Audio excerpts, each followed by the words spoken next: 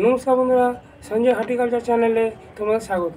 বন্ধুরা, আজকে টাইটেল আর থাম্বনেল থেকে বুঝে গেছো আজকে আমি কী বিষয় নিয়ে আলোচনা করব।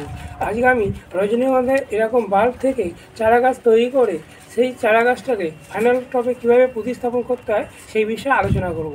তোমাদের কাছে একটা অনুরোধ রইল, তোমরা পুরো ভিডিওটা মন দিয়ে দেখো। প্রথমে তোমরা নার্সারি থেকে এরকম রজনীগন্ধার এরকম বাল্ব নিয়ে আসবে। এই বাল্বটা একটু দেখে নিয়ে আসবে, মানে এই কন্দগুলো যেন একটু পরিপক্ক হয়। এই কন্দগুলো যেন একটা কন্দ যেন একটু পরিপক্ক হয়, মানে একটু বড় হয়। অনেকেই বলে যে রজনীগন্ধা গাছ লাগাবার 1 বছর 2 বছর হয়ে গেছে, গাছ থেকে একটাও রজনীগন্ধা স্টিক আসছে না। এর কারণ হলো এই যে বাল্বটা তোমরা দেখছো, এই বাল্বগুলো কিছু কিছু ছোটো ছোটো বাল্ব থাকে, সেগুলো ইনম্যাচিওর থাকে।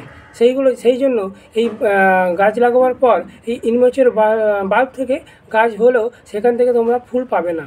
এই কন্দগুলো যখন ম্যাচিওর হবে, বড় হবে, তখন থেকে তোমরা এই গাছ থেকে ফুলটা পাবে। ওই জন্য একটু বড় দেখে নিয়ে আসবে। এই কন্দগুলো যেন দেখো, দেখতে পাচ্ছি এই কন্দগুলো যেন একটু বড় হয়। এরকম যদি রজনীগন্ধার ছোটো ছোটো কন্দ থাকে, তাহলে এই রজনীগন্ধা গাছ থেকে ফুল পেতে তোমাদের 1 বছর থেকে 2 বছর টাইম লাগবে। ওই জন্য তোমরা এরকম বড় সাইজের কন্দ দেখে গাছ নেবে। এরকম ছোটো সাইজের কন্দগুলো হয়, এরকম ছোটো ছোটো দেখে সাইজের কন্দ থেকে এরকম বাল্ব নেবে না। নার্সারি থেকে এই রজনীগন্ধা বাল্বটা নিয়ে এসে এটাকে প্রথমে ধুয়ে নিতে হবে এবং ফাঙ্গাস মুক্ত করে নিতে হবে। দেখো কত এখানে মাটি এই বাল্বটার মধ্যে লেগে আছে। তাই জন্য আমি এখানে নিয়েছি, ফাঙ্গাস মুক্ত করার জন্য এখানে নিয়েছি এই সাপ পাউডারটা আমি এখানে এই জলের মধ্যে দিয়ে এটাকে 1 চামচ এরকম ফাঙ্গিসাইড নিয়ে জলের মধ্যে এটাকে আমি বাল্বটাকে আমি ফাঙ্গাস মুক্ত করে নেব।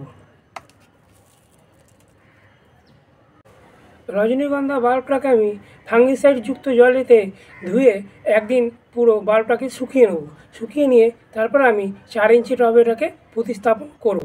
এই রজনীগন্ধা বাল্বটা আমি একদিন পুরো শুকিয়ে নিয়ে এবার এই 4 ইঞ্চি টবেতে আমি প্রতিস্থাপন করব। 4 ইঞ্চি টবেতে আমি 1 ভাগ মাটি, 1 ভাগ ভার্মি কম্পোস্ট, সামান্য পরিমাণে সাপ ফাঙ্গিসাইড আমি দিয়ে মাটিটা তৈরি করে নিয়েছি। এই রজনীগন্ধা বাল্বটা লাগাবার কিছু নিয়ম আছে।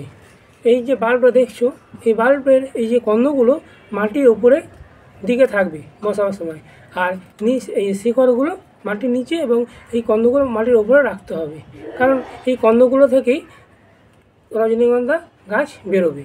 রজনীগন্ধা বাল্বটা আমি প্রতিস্থাপন করে দিচ্ছি।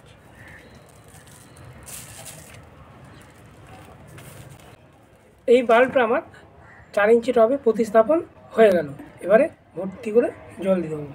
জল দিয়ে এটাকে আমি 20 থেকে 25 দিন এই টবের মধ্যে গাছটাকে বড় হতে দেবো। বড় হওয়ার পরে তারপরে আমি এটাকে ফাইনাল টবে প্রতিস্থাপন করব। 20 দিন পর দেখো আমার এই রজনীগন্ধা গাছটা বড় হয়ে গেছে। এবার এটাকে আমি ফাইনাল টবে প্রতিস্থাপন করব। তার জন্য আমি টব নিয়েছি, এরকম 10 ইঞ্চির একটা টব নিয়েছি। এবার এই 10 ইঞ্চি টবে আমি এটাকে ফাইনাল প্রতিস্থাপন করব। প্রথমে এই টবে যে হোলটা দেখছো, এই হোলটা, এই দুটো হোল আছে, এখানে একটা হোল, এখানে একটা হোল। এই হোলটা এরকম খোলামকুচি দিয়ে প্রথমে মুখটা বন্ধ করে দিতে হবে। এই যে মুখটা আছে, এখানে দুটো মুখটা বন্ধ করে দিতে হবে। দিয়ে এখানে যে মাটি চালাবার যে নুড়ি পাথরগুলো হয়, সেগুলো এখানে দিয়ে এখানে যে বিল্ডিং তৈরি করা যে লাল বালি, যে এটা দিয়ে দেবো। রজনীগন্ধার মাটিটা হতে হবে খুবই হালকা ঝুরঝুরে মাটি। এঁটেল মাটিতে রজনীগন্ধা গাছ হলেও খুব একটা বেশি ফুল পাওয়া যাবে না। আমি 10 ইঞ্চি টবের জন্য এখানে নেওয়া হয়েছে 1 ভাগ মাটি, 1 ভাগ ভার্মি কম্পোস্ট, আর যেহেতু এটা বাল্ব থেকে গাছটা হবে ওই জন্য হাড়গুলো নিয়েছি 2 চামচ, 1 চামচ লাল পটাশ, মিউরেট অফ পটাশ যেটা, আর সামান্য ফাঙ্গিসাইড ও 1 চামচ সর্ষের খোল নিয়ে এই মাটিটাকে আমি তৈরি করে নিয়েছি। ভার্মি কম্পোস্টের পরিবর্তে 1 বছরের পুরনো গোবর সার কিংবা পাতা পচা সারও এই রজনীগন্ধা গাছের জন্য নেওয়া যেতে পারে। মাটিটা ভালো করে টবের মধ্যে চেপে দিতে হবে, যাতে মাটির মধ্যে হাওয়া ঢুকে না থাকে। এখানে যে রজনীগন্ধা গাছটা দেখছো, এই যে এখানে দেখো অনেকগুলো পেঁয়াজের খোসার মতো আস্তরণ আছে। এইগুলো কেটে ফেলে দেবে না।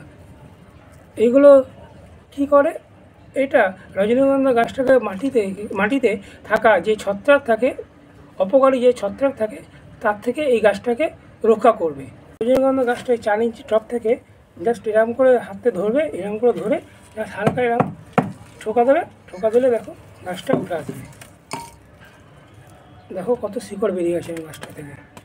এবার গাছটাকে আমি এখানে প্রতিস্থাপন করে দেবো।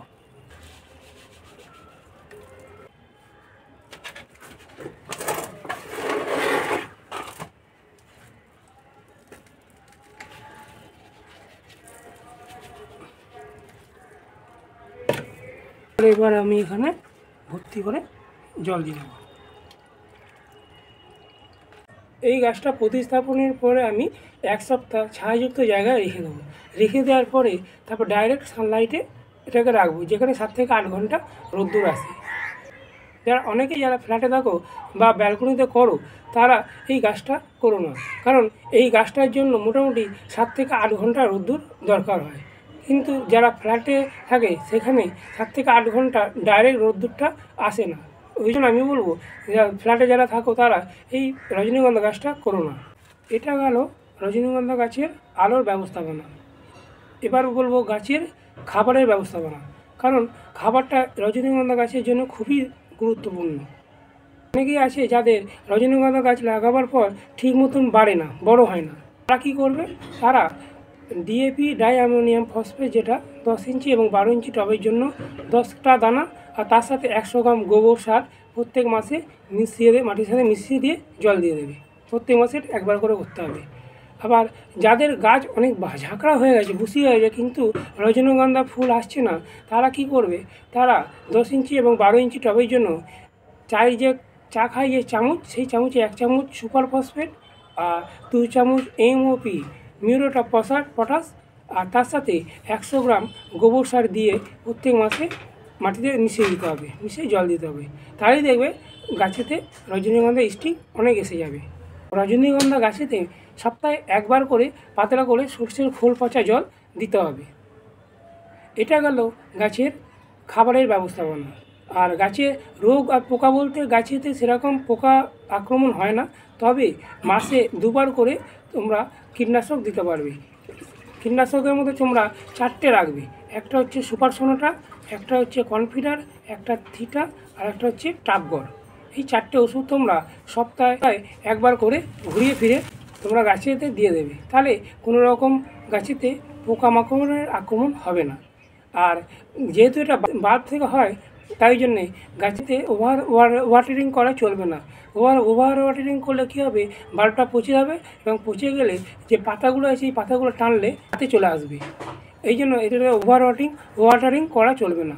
আর যদি এরকম প্রবলেম হয়, তাহলে তোমরা মাসে 2 বার করে ব্লাইটক্স, সাব ফাঙ্গিসাইড, M45, যে কোনো ফাঙ্গিসাইড মাসে 2 বার করে 1 লিটার জলে 2 গ্রাম দিয়ে সকালের দিকে স্প্রে করে দিতে হবে। মাসে একবার করে এই রজনীগন্ধা গাছেতে মাইক্রো নিউট্রিয়েন্ট স্প্রে করতে হবে।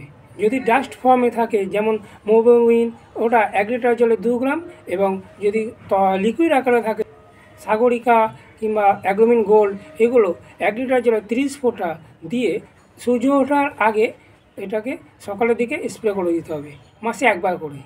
তাহলে দেখবে তোমাদের শখের গাছটা, রজনীগন্ধা গাছটা, খুব সুন্দরভাবে ঝাঁকড়া হয়ে যাবে, এবং অনেক এই গাছ থেকে স্টিক তোমরা পাবে।